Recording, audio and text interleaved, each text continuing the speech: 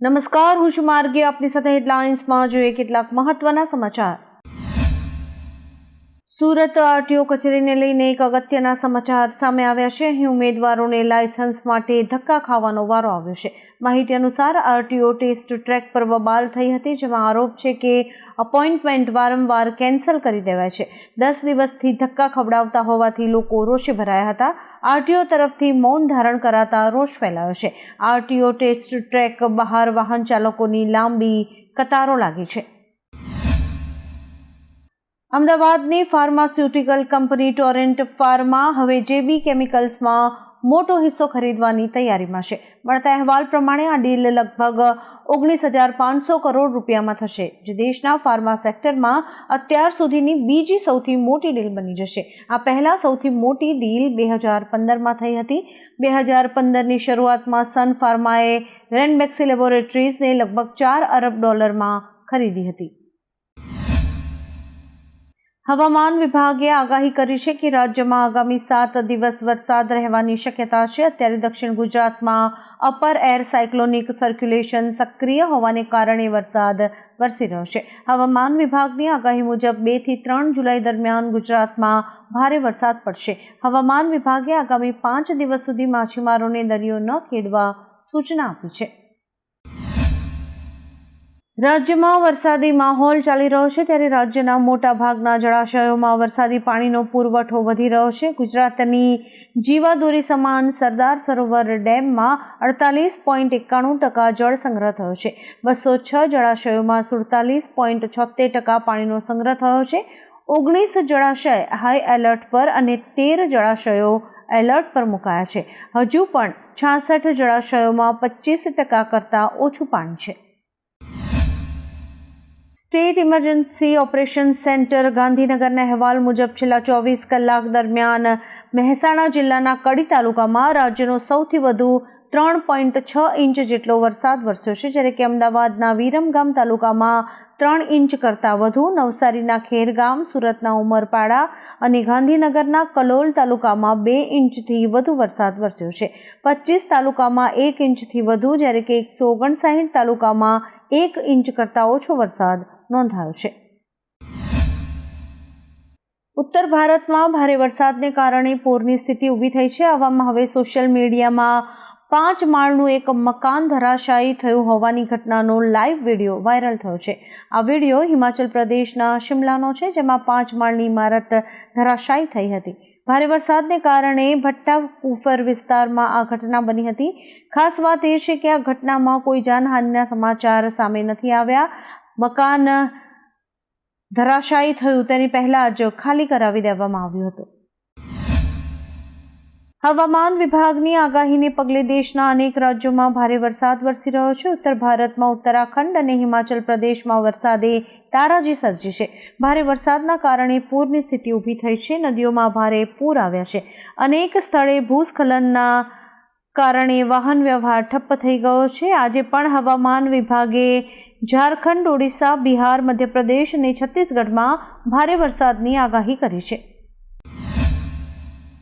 કંડલાથી Oman જઈ રહેલા એક જહાજમાં આગ લાગી હતી, જેમાં ભારતીય મૂળના 14 ક્રૂ સભ્યો સવાર હતા.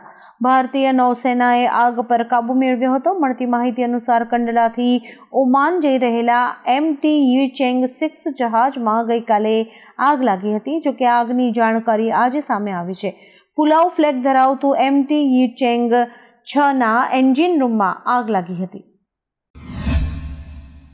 આપના દંડક પદેથી MLA ઉમેશ મકવાણાએ રાજીનામું આપ્યા પછી મકવાણાને પક્ષમાંથી સસ્પેન્ડ કરાયા હતા. હવે મકવાણાએ કહ્યું છે કે હું આપમાં રાષ્ટ્રીય નેતા છું, મને પ્રદેશ કક્ષાએ સસ્પેન્ડ ન કરી શકાય. મને સસ્પેન્ડ કરવાનો નિર્ણય એકતરફી છે.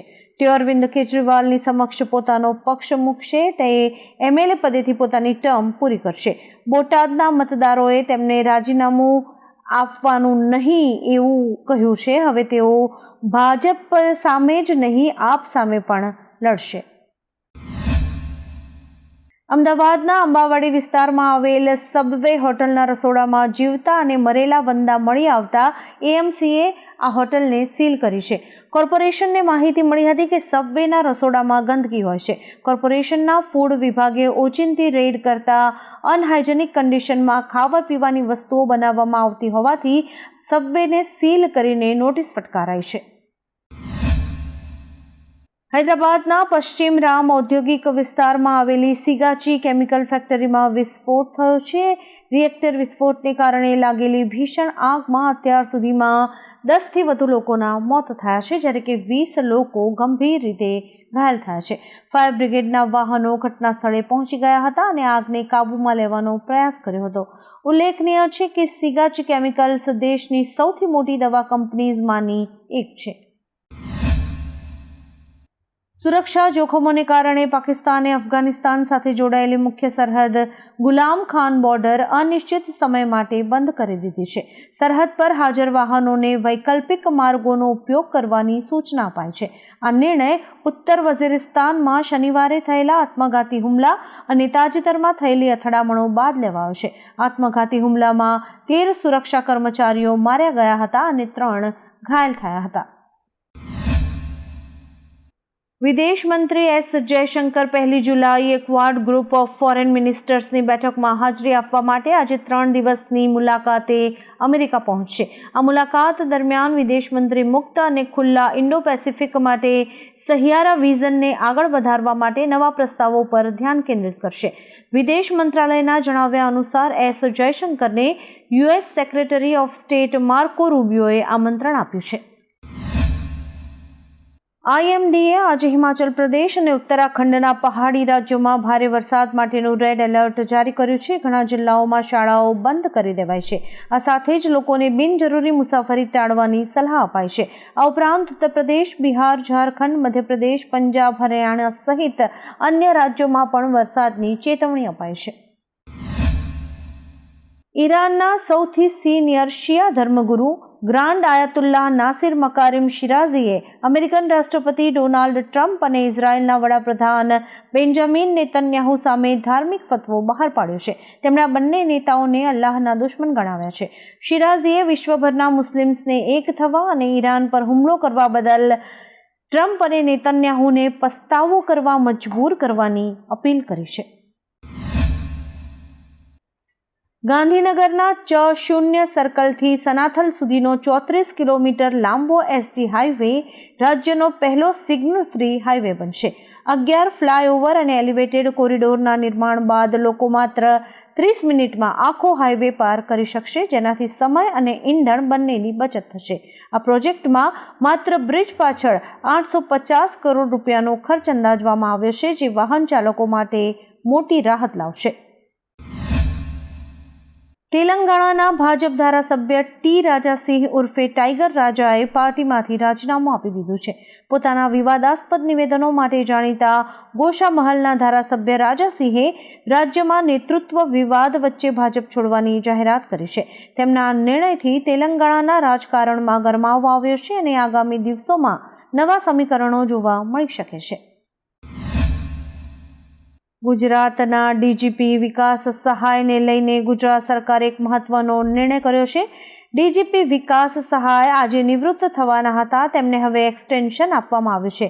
હવે તેમને 3 મહિના માટે એક્સટેન્શન અપાયું છે. તેમનો કાર્યકાળ હવે આજે નહીં પરંતુ 30મી સપ્ટેમ્બરના રોજ સમાપ્ત થશે. અમદાવાદમાં રખિયાલ વિસ્તારમાં આવેલી નૂતન ભારતી વિદ્યાલયમાં એલસી બાબતે એક શિક્ષક પર છરી વડે હુમલો થયાની ઘટના સામે આવી છે. એક વાલીએ શિક્ષકને તમાચો માર્યા બાદ તેને છરીનો ઘા કર્યો હતો. શિક્ષકને માથાના ભાગે ઈજાઓ પહોંચતા તેમને હોસ્પિટલ ખસેડાયા હતા. ઘાયલ શિક્ષકને 7 ટાંકા આવ્યા છે. શિક્ષકે વાલી મુસ્તાક અહેમદ વિરુદ્ધ પોલીસ ફરિયાદ કરી છે અને પોલીસે સીસીટીવીના આધારે વધુ તપાસ હાથ ધરી છે. અમદાવાદના બાપુનગરમાં 7મી જુલાઈથી ગુજરાતનું સૌથી મોટું પાસપોર્ટ સેવા કેન્દ્ર શરૂ થઈ રહ્યું છે. આ કેન્દ્રની ક્ષમતા 2000 અરજદારની છે. આ નવા પાસપોર્ટ સેન્ટરમાં 3 વિંગ હશે, જેમાં કુલ મળીને 36 કાઉન્ટર હશે. 7 જુલાઈએ 20 અરજદારોને બોલાવીને ટ્રાયલ કરવામાં આવશે, જેથી જો કોઈ સમસ્યા હોય તો તે જાણી શકાય અને તેનું નિરાકરણ લાવી શકાય. એ પછી બીજા જ દિવસથી પાસપોર્ટ સેન્ટર કાર્યરત થઈ જશે. આવા જ કેટલાક રસપ્રદ સમાચારો નિહાળવા માટે અમારી યુટ્યુબ ચેનલને લાઇક, શેર અને સબસ્ક્રાઇબ કરો અને જોતા રહો હેડલાઇન્સ.